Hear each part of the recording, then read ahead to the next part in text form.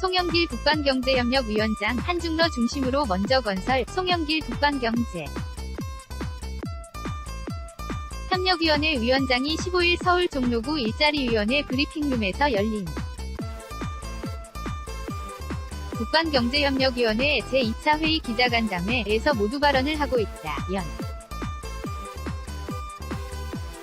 한뉴스 송영길 대통령 직속 북방경제협력위원회 위원장이 북한 비핵화 진전에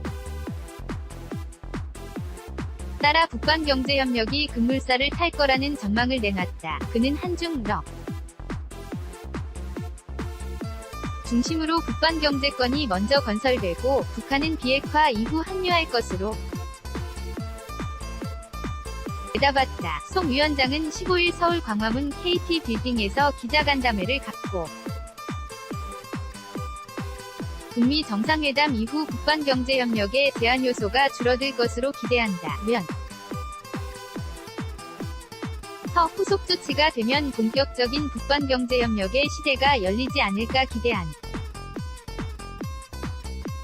다고 밝혔다. 또 그간 한반도 정세로 인해 추진할 수 없었던 프로젝트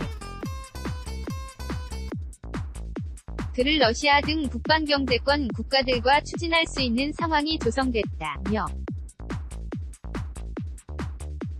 협력의 체감 속도가 높아질 것이라고 말했다. 북방경제위는 구 브릿지 프로젝트로 북방경제권 건설의 속도를 내겠다는 계산이다. 구 브릿지 프로젝트는 신북방 정책의 일환으로 문재인 대통령이 지난해 9월 동방경제 포럼에서 제안한 조선 항만 북극항로 가스 철도 전력 등 9개 분야의 한러 중 하나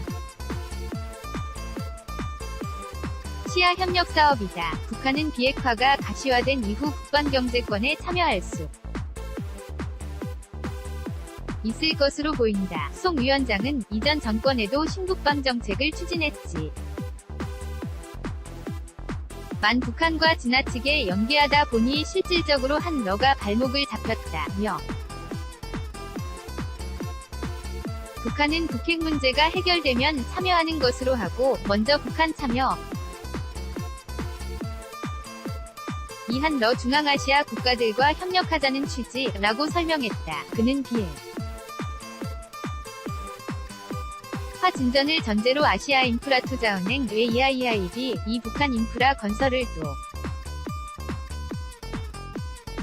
볼 수 있다고 전했다. 송 위원장은 북미 정상회담이 끝났지만 구체적 합의를 통한 경제제재 해제로 이어지지 않았기 때문에 남북경제협력 문제를 말하기 조심스럽다면서 청와대와 조율을 통해 시간이 흐르면 구체화할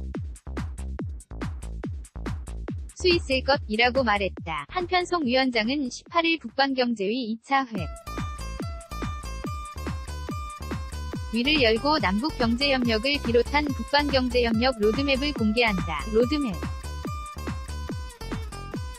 에는 동북아 슈퍼그리드, 전력망, 한러 가스관 사업, 북극 항로 개척, 환동의 관광협력 활성화 방안 등이 담길 것으로 보인다. 박재현 기자 아르 EMAKE-HANKOOKILBO.com